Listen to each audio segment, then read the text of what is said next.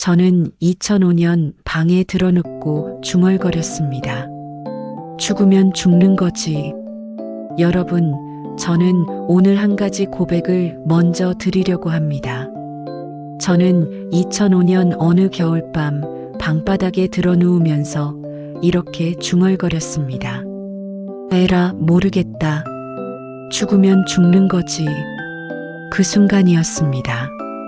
30년 가까이 찾아 헤매던 마음의 평화가 그제야 처음으로 찾아왔습니다. 잠깐 이상하지 않으십니까? 열심히 명상을 해서 마음의 평화를 찾은 게 아니라, 좋은 책을 읽어서 깨달음을 얻은 게 아니라, 포기하고 드러눕는 순간에 평화가 왔다고요? 네, 맞습니다. 그리고 오늘 이 이야기를 끝까지 들으시면 여러분도 분명히 아시게 될 겁니다. 아, 내가 지금껏 마음 공부를 반대 방향으로 해왔구나. 제 이름은 따로 밝히지 않겠습니다만 저는 1951년생 남자입니다. 올해로 70대를 훌쩍 넘긴 나이지요. 제 평생에서 마음이 가장 힘들었던 시간들, 공황 상태에서 밤새 혼자 벽을 보고 누워 버텼던 그 날들, 그리고 그 끝에서 제가 어떻게 마음의 자유를 찾았는지 오늘 여러분과 함께 나누려 합니다. 먼저 여러분께 솔직히 질문 하나 드리겠습니다. 화가 나면 거기에 끌려다니고 계시지는 않습니까? 아침에 눈을 떴는데 이유 없이 불안하고 누군가 한마디 했는데 그 말이 하루 종일 머릿속에 맴돌고 밤이 되면 왜인지 모르게 두려운 생각이 밀려오고, 이런 경험 한 번쯤은 있으시죠?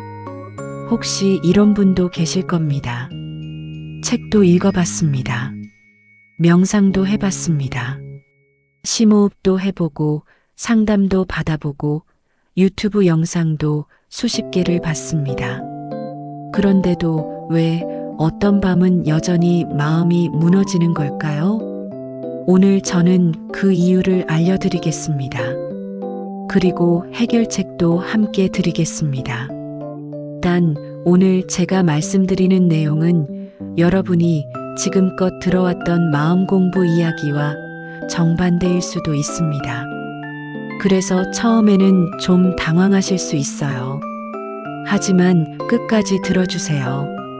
이 영상이 끝날 때쯤 여러분의 마음이 조금 더 자유로워지는 것을 느끼실 겁니다. 그 변화는 제가 아주 절박했던 어느 밤에 시작됐습니다. 그날 밤 저는 전혀 예상하지 못한 일을 겪었습니다. 제가 이 이야기를 여러분께 드리는 이유는 딱 하나입니다. 저 자신이 너무 오래, 너무 깊이 고통받았기 때문입니다. 저는 어릴 때부터 말을 심하게 더듬었습니다. 학교에서 선생님이 발표를 시킬 때, 친구들 앞에서 한마디를 꺼내려 할 때 입이 굳어버리고 아무 말도 나오지 않는 그 순간의 창피함. 그것이 저를 수십 년 동안 짓눌렀습니다. 사람들 앞에서 말 한마디를 못하는 사람. 그게 제가 평생 제 자신에게 붙여놓은 꼬리표였습니다. 중년이 돼서야 저는 EFT라는 것을 알게 됐습니다. EFT 혹시 들어보셨나요? 이모셔널 프리덤 테크니크, 감정 자유기법이라고 합니다. 몸의 경혈 부위를 두드리면서 감정을 해소하는 기법인데요. 이것을 통해 말더듬이 조금씩 나아지기 시작했고, 저는 그때부터 마음 공부에 깊이 빠져들었습니다. 책도 읽고 수련도 하고 나름 이제는 마음이 단단해졌다고 믿었습니다. 그런데 문제가 생겼습니다. 2005년 무렵이었을 겁니다. 식구들과 떨어져 혼자 생활하던 저에게 어느 날 갑자기 전혀 예고 없이 공황 상태가 찾아왔습니다. 밤이었습니다. 갑자기 부정적인 생각이 밀려들기 시작하더니 걷잡을 수 없이 커져갔습니다. 가슴이 조여들고 숨이 가빠지고 내가 나를 통제할 수 없는 상태가 됐습니다.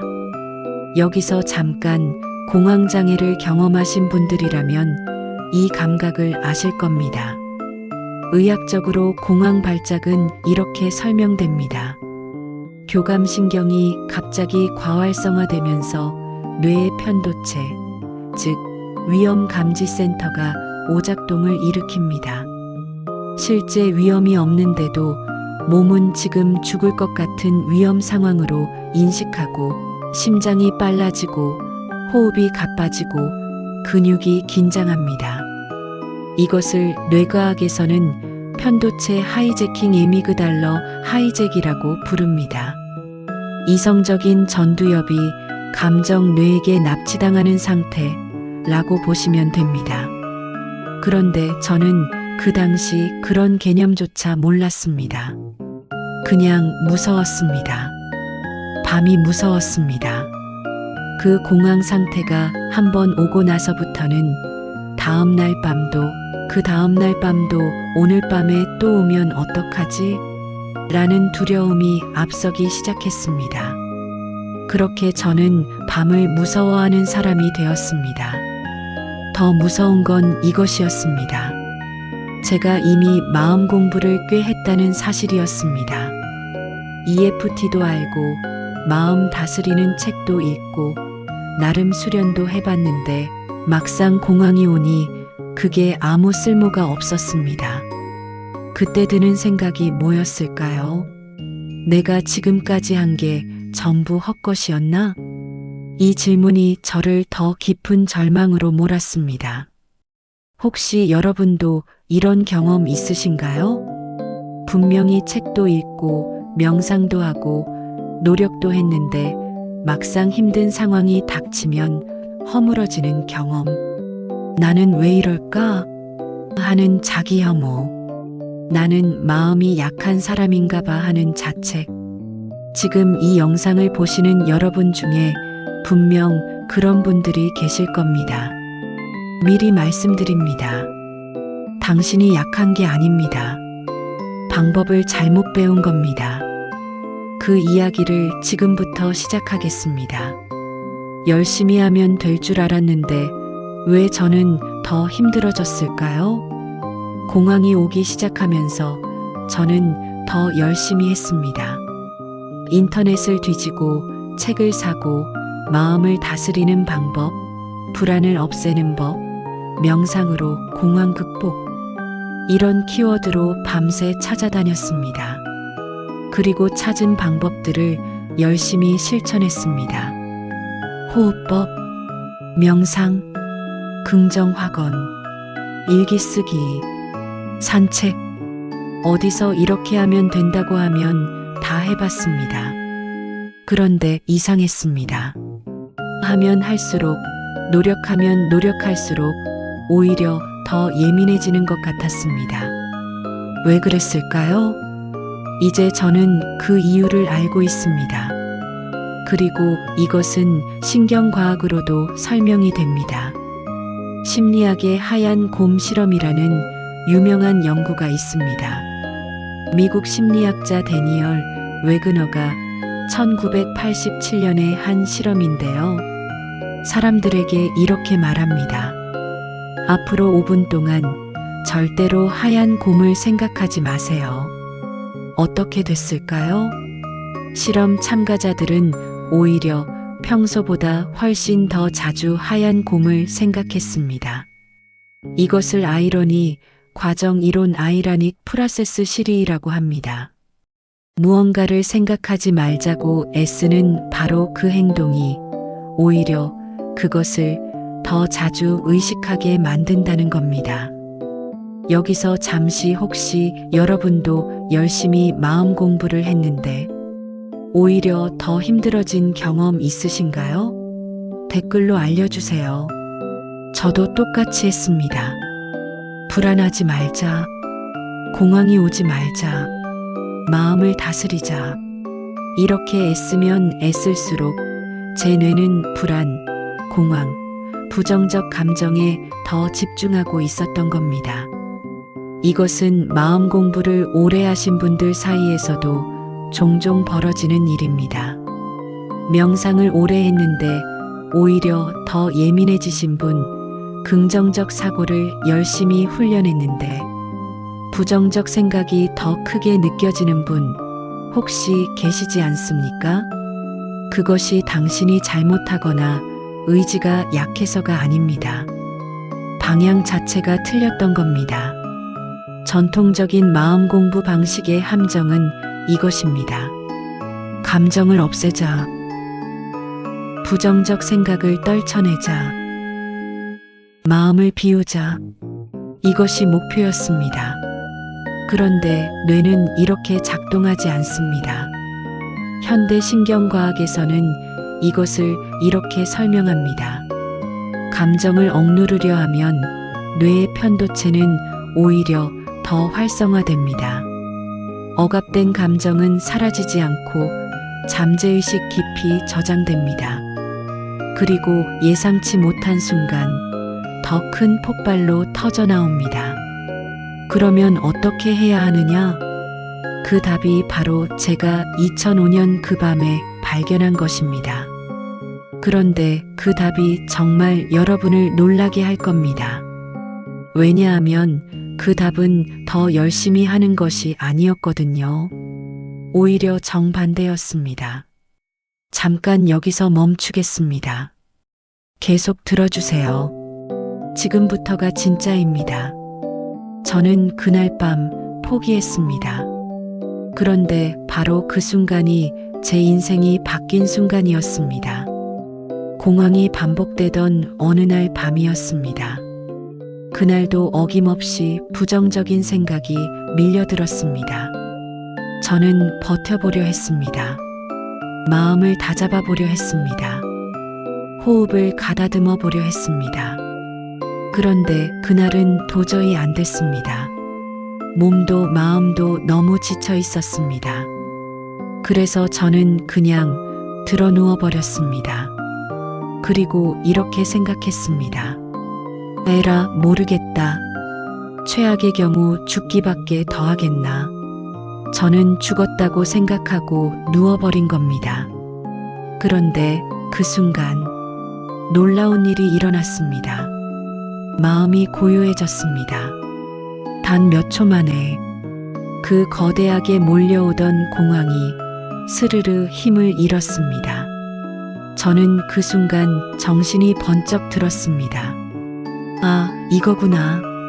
뭔가 알 것 같았습니다. 왜 그랬을까요? 지금 저는 이것을 이렇게 이해합니다. 공황의 연료는 저항이었습니다. 이 감정을 없애야 해. 이 생각을 떨쳐야 해. 버텨야 해. 이렇게 싸울수록 공황은 더 커졌습니다. 그런데 제가 드러누워서 에이, 죽으면 죽는 거지 하는 순간 저는 저항을 완전히 내려놓은 겁니다. 그러자 공황은 맞설 상대를 잃어버렸습니다. 그리고 사라졌습니다. 이것은 현대 심리학에서도 설명이 됩니다. 수용 전념 치료 ACT, Acceptance and Commitment Therapy라는 치료법이 있는데요. 이 이론의 핵심은 이것입니다. 부정적 감정을 없애려 하지 말고 그것이 있음을 그냥 인정하라. 부정적 감정에 맞서 싸우는 대신 아, 지금 나는 불안하구나. 그렇구나. 하고 받아들이는 순간 아이러니하게도 그 감정의 힘이 약해진다는 것입니다. 저는 그것을 이론으로 배운 게 아니었습니다. 다 포기하고 드러눕는 그 절박한 순간에 몸으로, 온 마음으로 체득한 겁니다. 그 후로 저는 공황이 오면 이렇게 했습니다. 처음에는 최대한 버텨봅니다. 그래도 안 되면 그냥 드러눕습니다. 에라, 모르겠다. 이 감정이 오면 왔지. 에이, 죽으면 죽는 거지. 그렇게 한 번, 두 번 반복하다 보니 어느 순간부터는 공황이 와도 그렇게 무섭지 않았습니다. 왜냐하면 알게 됐거든요. 이 공황도 드러누우면 결국 사라지더라. 그리고 더 중요한 깨달음이 왔습니다. 수십 번을 그렇게 드러누워 봤더니 이런 생각이 드는 겁니다. 아, 이렇게 수십 번을 죽었다고 생각하고 드러누워도 현실에서는 아무 일도 일어나지 않는구나. 이것이 핵심입니다. 마음속에서 일어나는 공황, 마음속에서 몰려오는 두려움, 마음속에서 커지는 부정적 생각. 이것들은 오로지 마음속에서만 일어나는 일이었습니다. 현실에는 아무 영향을 미치지 않았습니다. 이 사실을 체험으로 깨달은 순간, 저는 그 유명한 말의 뜻을 비로소 알게 됐습니다. 예전에 깨달음 그리고 지혜, 세도나 메서드라는 책에서 읽었던 문장. 마음은 내가 아니다. 생각은 내가 아니다. 그 문장이 그때야 진심으로 이해됐습니다. 여러분, 내 마음속에 분노가 일어난다고 해서 내가 분노인 것은 아닙니다. 내 마음속에 두려움이 올라온다고 해서 내가 두려움인 것은 아닙니다. 내 마음속에 부정적 생각이 밀려온다고 해서 그게 나인 것은 아닙니다. 그것은 그냥 내 마음에서 일어나는 현상일 뿐입니다. 구름이 하늘에 뜬다고 해서 구름이 하늘 자체는 아닌 것처럼 이 사실을 진심으로 체험으로 이해하는 순간 마음이 달라지기 시작합니다. 저는 그 이후로 이렇게 했습니다. 부정적인 생각이 올라오면 이렇게 말합니다. 이 생각은 오로지 내 생각일 뿐이야. 내가 이 생각에 흔들릴 필요는 없어. 그리고 그 생각을 흘려보냅니다. 처음에는 잘 안 됩니다. 이것은 솔직히 말씀드립니다. 생각은 계속 올라오고 내가 또 끌려가고 또 흘려보내고 그 반복입니다.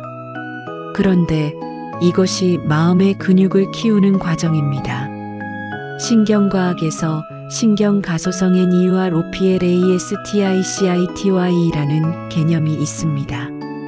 뇌는 고정된 것이 아니라 반복된 경험과 훈련에 의해 물리적으로 바뀔 수 있다는 겁니다. 캐나다 심리학자 도널드 헵다널드 해브의 유명한 말이 있습니다. 함께 발화하는 뉴런은 함께 연결된다. 누란즈 대 파이어 터게더, 와이어 터게더. 즉 같은 생각, 같은 반응을 반복할수록 그 뇌회로는 더 굵어지고 자동화됩니다. 부정적 생각에 끌려가는 것도 반복하면 습관이 되고 부정적 생각을 흘려보내는 것도 반복하면 습관이 됩니다. 그래서 중요한 것은 오늘 못해도 됩니다. 내일 또 하면 됩니다. 그것을 반복하다 보면 뇌가 바뀝니다. 반응이 달라집니다. 여기서 잠깐 지금 가장 힘든 감정 하나만 댓글로 써주시면 함께 나눠보겠습니다. 저는 지금 이 나이에 이렇게 말할 수 있습니다. 화가 나도, 불안이 와도, 슬픔이 밀려와도 그 감정에 끌려가지 않습니다. 그 감정이 있다는 것은 알지만 그것에 함몰되지 않습니다. 마치 자동차를 운전하듯이 도로가 험하고 비가 와도 운전자는 핸들을 쥐고 있습니다. 저는 지금 그 운전자가 됐습니다. 그리고 이것이 오늘 제가 여러분과 나누고 싶은 가장 핵심적인 이야기입니다. 그런데 아직 반전이 하나 더 남았습니다. 이것이 어쩌면 오늘 이야기 중 가장 충격적인 부분일 수도 있습니다. 반전 자막 포인트. 많은 분들이 마음 공부의 목표를 잘못 잡고 계십니다. 마음이 고요해지는 것이 목표가 아닙니다. 여러분, 마음 공부를 왜 하십니까? 많은 분들이 이렇게 답하십니다. 화가 안 나고 싶어서요. 불안하지 않고 싶어서요. 마음이 늘 평온하고 싶어서요. 맞습니다. 이해합니다. 그런데 저는 오늘 이 목표가 사실은 잘못된 목표라고 말씀드리고 싶습니다. 왜냐하면 우리는 살아있는 한 감정이 있습니다. 화는 반드시 납니다. 슬픔은 반드시 옵니다. 두려움도 불안도 옵니다. 이것은 사라지지 않습니다.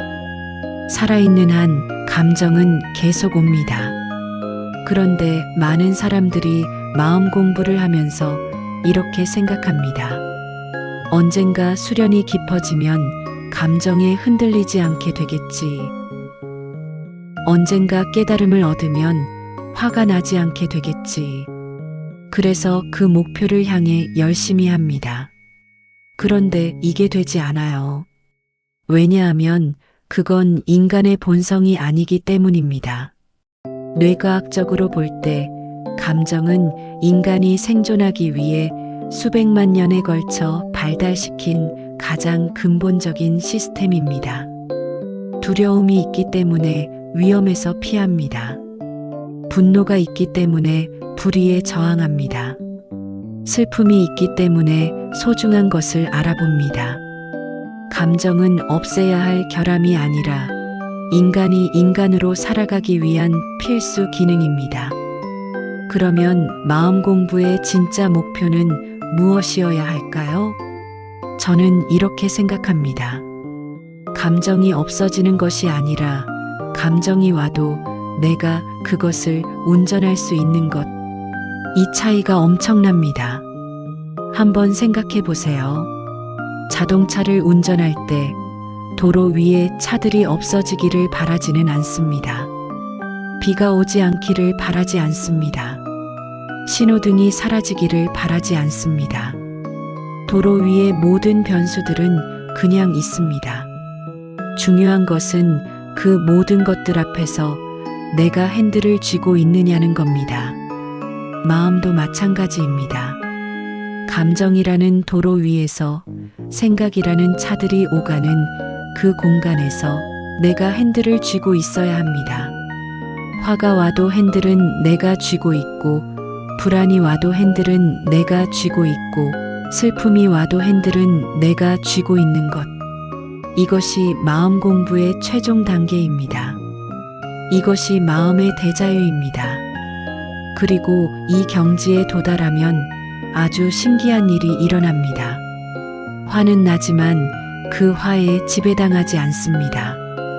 불안은 오지만 그 불안이 나를 삼키지 못합니다. 슬픔은 있지만 그 슬픔 속에서도 내가 살아 있습니다. 저는 지금 이 경지라고 감히 말씀드릴 수 있습니다. 완벽하지는 않습니다. 저도 여전히 화가 날 때가 있습니다. 여전히 슬플 때가 있습니다. 그런데 예전과 다른 것이 있습니다. 예전에는 화가 나면 거기에 끌려갔습니다. 지금은 화가 나도 내가 그것을 알아차립니다. 예전에는 불안이 오면 함몰됐습니다. 지금은 불안이 와도 내가 그건 너머를 봅니다. 이것이 가능해진 건 수십 년 동안 드러눕기를 반복했기 때문입니다. 마음은 내가 아니라는 것을 반복해서 체험했기 때문입니다. 그리고 신경 가소성, 즉 뇌의 변화가 일어났기 때문입니다. 여기서 한 가지 더 이야기 드리고 싶습니다. 조금 철학적인 이야기인데 잠깐 들어주세요. 저는 이 나이가 되면서 이런 생각을 자주 합니다. 우리가 죽으면 어디로 갈까요? 저는 이렇게 생각합니다. 우리는 이 대우주의 한 일부입니다. 모든 생물, 무생물, 이 세상의 모든 것들이 사실은 하나의 거대한 덩어리에서 나온 것들입니다.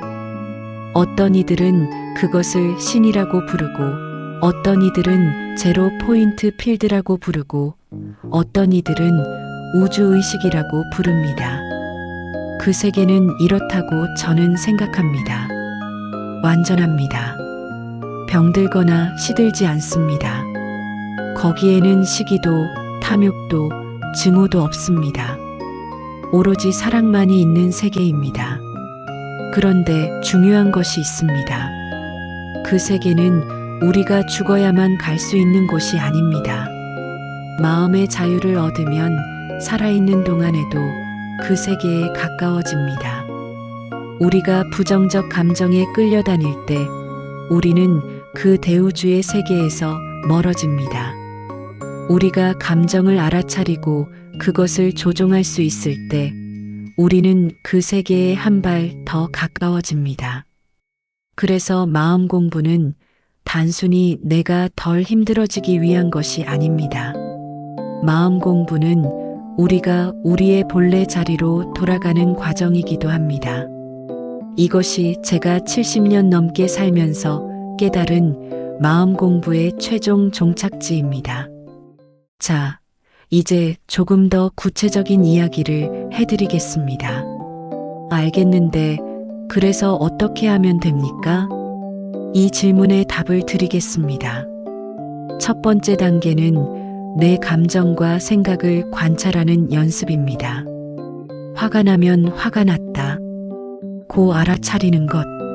불안이 오면 불안이 왔다. 고 알아차리는 것. 슬픔이 오면 슬픔이 왔다. 고 알아차리는 것. 그 감정에 반응하지 않고 그것을 바라보는 사람이 되는 것. 이것이 첫 번째 단계입니다. 처음에는 이렇게 해보세요. 마음이 고요할 때 아무 생각이나 떠오르는 단어를 말해봅니다. 하늘, 말, 소, 집, 강, 나무, 구름. 단어를 말하면서 의식이 그 단어를 따라가는 겁니다. 이것이 쉬워지면 이번에는 마음이 흔들릴 때 같은 연습을 해봅니다. 불안이 올 때, 분노가 올 때, 그 감정의 소용돌이 속에서도 내 의식이 내가 선택한 것을 따라갈 수 있는 연습. 이것이 마음의 근육을 키우는 기초 훈련입니다. 두 번째는 흘려보내기입니다. 부정적인 생각이 올라오면 이렇게 말해보세요. 이 생각은 내 생각일 뿐이야. 내가 이것과 싸울 필요는 없어. 그리고 구름이 하늘을 지나가듯 그 생각이 그냥 흘러가게 놔두는 겁니다. 잡으려 하지도 말고 쫓아내려 하지도 말고 그냥 있게 두고 흘러가게 두는 것. 이것이 처음에는 잘 안 됩니다. 그럴 때는 드러눕습니다. 에라, 모르겠다. 이 감정이 오면 왔지. 이것도 하나의 방법입니다. 아까 말씀드렸죠. 저항을 내려놓는 순간 공황은 힘을 잃었습니다. 여러분도 해보시면 알게 됩니다. 세 번째는 반복입니다. 한 번 해서 됩니다. 라고 말씀드리면 거짓말입니다. 그것은 아무도 한 번에 되지 않습니다. 그러나 확실히 말씀드릴 수 있는 것이 있습니다. 반복하면 뇌는 바뀝니다. 신경가소성. 우리의 뇌는 반복된 경험으로 물리적으로 바뀔 수 있습니다. 나는 안 된다고 생각하는 분들께 드리고 싶은 말이 있습니다. 저도 말더듬으로 수십 년을 고통받았습니다. 저도 공황으로 몇 년을 고통받았습니다. 그런데 지금 저는 이렇게 여러분과 이야기하고 있습니다. 뇌과학자들은 이렇게 말합니다. 우리 뇌는 80세가 되어도 변할 수 있다. 나이는 변명이 되지 않습니다. 지금 이 순간부터 시작하면 됩니다. 네 번째, 저는 혼자 하는 것의 한계를 경험했습니다. 그래서 제가 네이버 카페를 만들었습니다. 마음공부 와글와글이라는 카페인데요. 링크는 설명란에 있습니다. 마음 공부하면서 잘 안 되는 부분, 혼자서는 못 넘어가는 것들을 거기에 글로 써보세요. 글을 쓰는 것 자체가 이미 치유입니다. 내 마음 속에서만 뱅뱅 돌던 것을 글로 꺼내는 순간 그것이 조금 더 가벼워집니다. 그리고 누군가 거기에 답글을 달고 서로의 간접 경험을 나누다 보면 혼자서는 못했던 것들이 가능해질 수 있습니다. 유튜브 댓글도 괜찮습니다. 지금 가장 힘든 감정, 지금 마음 공부에서 가장 어려운 부분 댓글로 남겨주세요.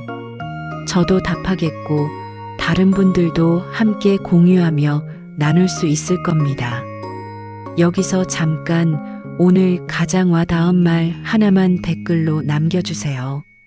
오늘 긴 이야기 끝까지 들어주셔서 감사합니다. 마지막으로 오늘 핵심만 다시 정리해 드리겠습니다. 첫째, 열심히 감정을 없애려 하면 할수록 오히려 더 힘들어질 수 있습니다. 그것은 뇌의 작동 방식 때문입니다. 당신이 약해서가 아닙니다. 둘째, 가끔은 드러눕는 것이 최고의 수련일 수 있습니다. 저항을 내려놓는 순간 감정은 힘을 잃습니다. 에라, 모르겠다. 이 한마디가 때로는 어떤 수련보다 강합니다. 셋째, 마음 공부의 목표는 감정이 없어지는 것이 아닙니다.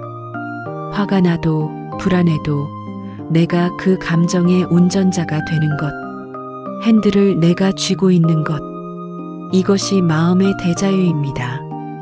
그리고 이 한 가지, 이것은 반드시 가능합니다. 저처럼 말더듬으로 수십 년을 고통받고 공황으로 몇 년을 힘들었던 사람도 지금은 마음의 자유를 얻었습니다. 여러분도 됩니다. 단지 뇌가 바뀌는데 시간이 조금 필요할 뿐입니다. 저는 1951년생 남자입니다. 70년 넘는 세월 끝에 이것을 깨달았습니다. 여러분은 지금 이것을 알았습니다. 저보다 훨씬 빠릅니다. 모든 분들이 내 마음을 내 마음대로 운전할 수 있게 되어 진정한 마음의 대자유를 얻으시길 바랍니다. 마음의 자유는 멀리 있지 않습니다. 그것은 지금 이 순간 여러분 안에 이미 있습니다. 오늘도 봐주셔서 감사합니다. 영상이 도움이 되셨다면 좋아요와 구독 부탁드립니다.